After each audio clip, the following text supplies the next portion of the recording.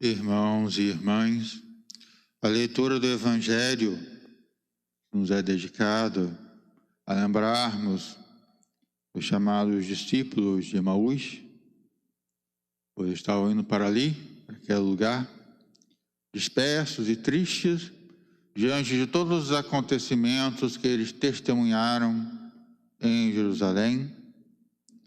E indo pelo caminho, discutiam, com certeza, muito decepcionados, cansados, sentindo que tinham feito tanto esforço em vão, tinham se dedicado a acompanhar a Jesus durante tanto tempo e tinham aquela situação tão terrível, tão comum a nós, mas também tão terrível e pesada, que é o sentimento da frustração, o sentimento da decepção.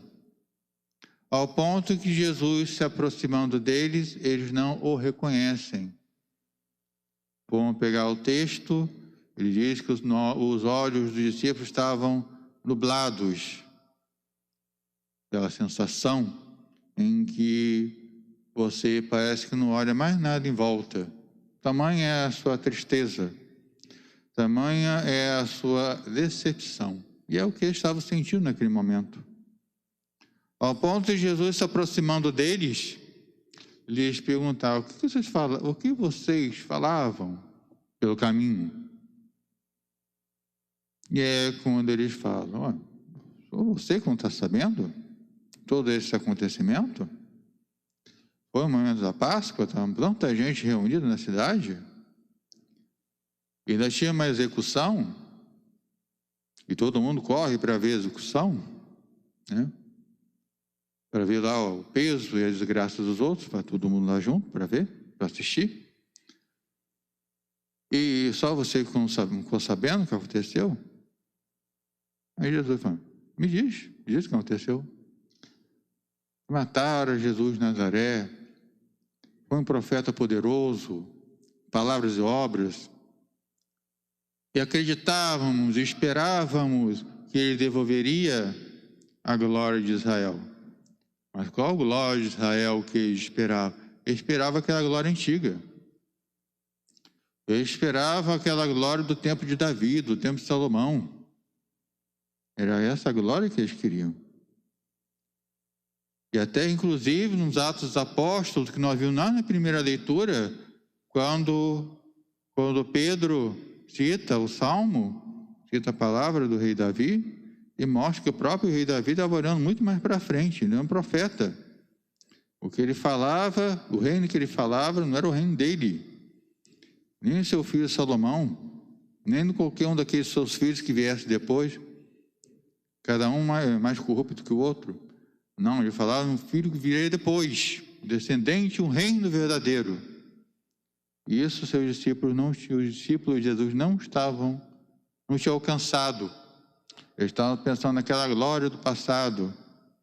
Eles pensavam que Jesus ia trazer aquela glória. É como Jesus lhes chama a atenção: vocês são cegos, vocês não entenderam nada ainda. Será que o Messias não tinha que passar por tudo aquilo para entrar na sua glória?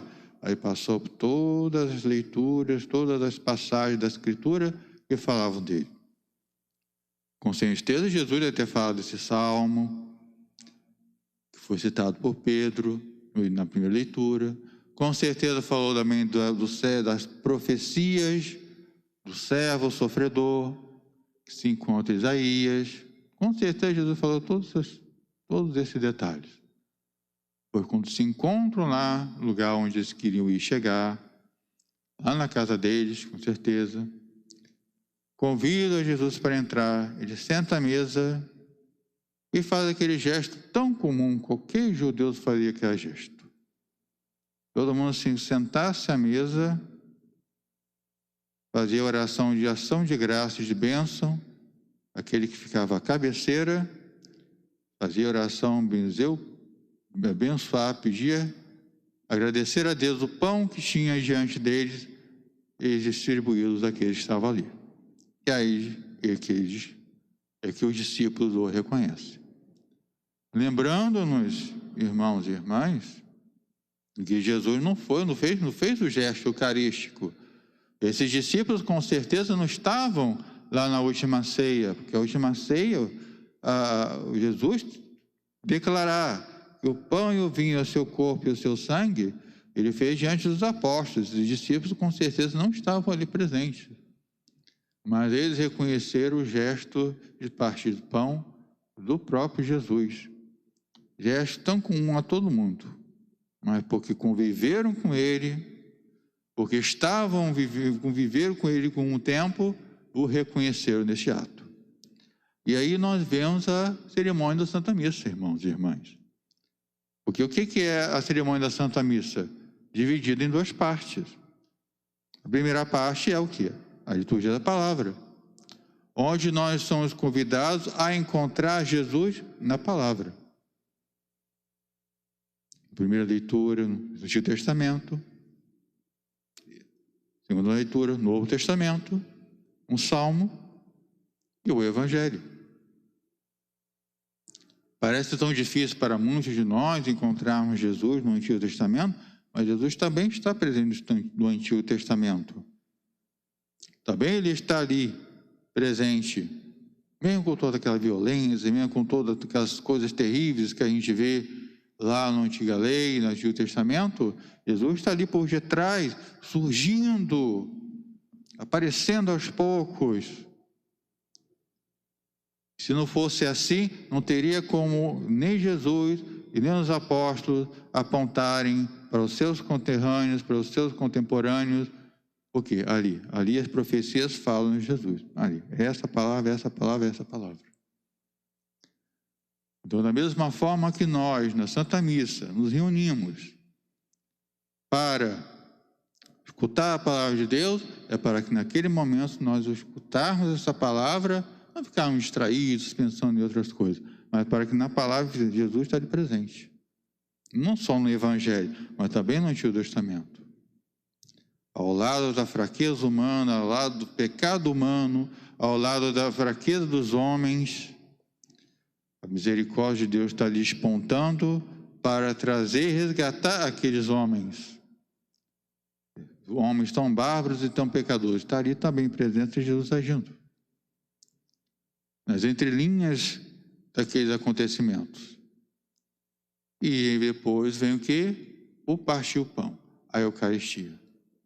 Em que nós reconhecemos Jesus no partir do pão, na hóstia consagrada, no pão e no vinho consagrados, aí reconhecemos.